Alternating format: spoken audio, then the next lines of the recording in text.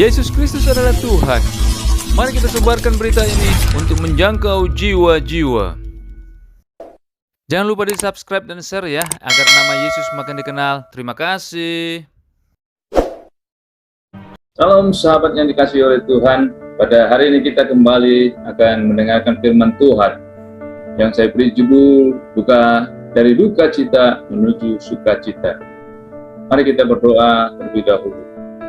Terima kasih Bapa di surga untuk hari ini Tuhan. Engkau sudah memberikan kami waktu ya Bapa, untuk kami dapat bersekutu mendengarkan firman Tuhan di hari ini.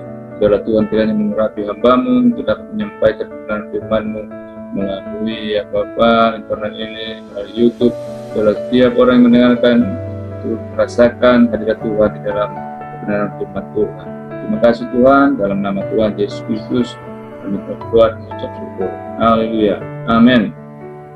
Puji nama Tuhan, kita baca Ibrani 12 ayat 11 yang berkata demikian. Memang tiap-tiap ganjaran pada waktu ia diberikan tidak mendatangkan sukacita, tetapi duka cita. Tetapi kemudian ia menghasilkan buah kebenaran yang memberikan damai kepada mereka yang dilatih oleh. Sahabat yang dikasihi oleh Tuhan, seorang anak yang melakukan kesalahan akan ditegur oleh orang tuanya dan mungkin akan diberikan hukuman agar anak tersebut tahu bahwa dia telah melakukan kesalahan.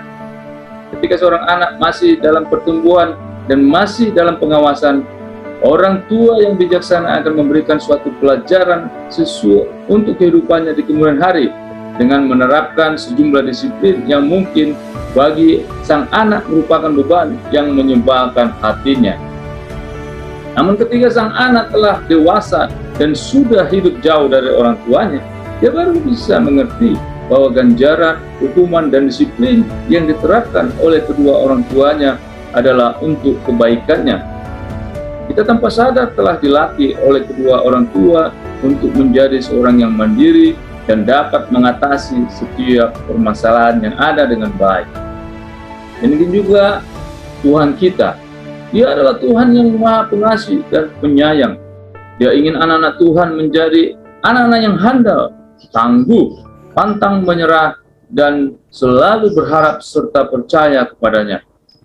Di dalam melatih umatnya, Tuhan menggunakan segala cara yang menurut pandangannya adalah baik. Tetapi seringkali umatnya merasa bahwa Tuhan menghukum terlalu berat.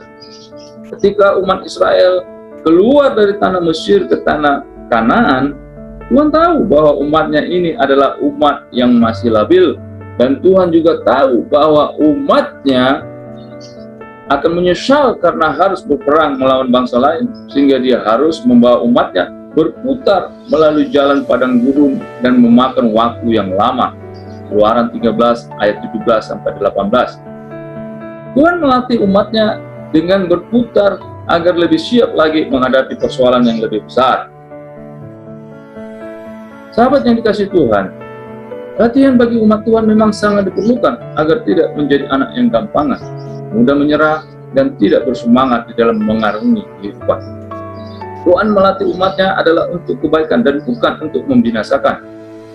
Seperti halnya Tuhan memberikan berkat bagi umatnya tanpa pernah terpikirkan sejak semula, demikian juga Tuhan memberikan latihan bagi umatnya dengan berbagai-bagai percobaan, masalah, tekanan, dan lain sebagainya tanpa pernah terpikirkan kita sejak awal. Tidak ada orang yang merencanakan bahwa dia akan mendapatkan masalah yang begitu besar. Tidak ada orang yang mengetahui bahwa dia akan mendapat satu penyakit yang begitu kronis. Tidak ada yang menyangka kalau orang akan meninggal secara sedemikian cepat di masa pandemi COVID-19 ini. Tidak ada orang yang mengerti mengapa karirnya belum mengalami peningkatan. Tidak ada orang yang mengetahui bahwa dia akan mengalami kecelakaan. Tidak pernah terpikirkan bahwa seseorang harus putus dengan pacar dengan cara yang tidak menyenangkan dan lain sebagainya.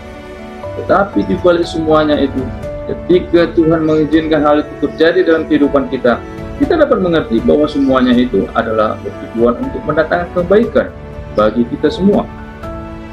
Ketika mengalami sakit penyakit, kita diingatkan agar dapat mengerti dan percaya bahwa mukjizat kesembuhan masih ada. Ketika menghadapi masalah, kita dilatih agar dapat lebih bijaksana dalam menghadapi persoalan yang lebih besar. Ketika karir perlu meningkat, kita diingatkan agar lebih giat lagi bekerja. Ketika menghadapi kecelakaan, kita diingatkan bahwa Tuhan masih memelihara kehidupan kita.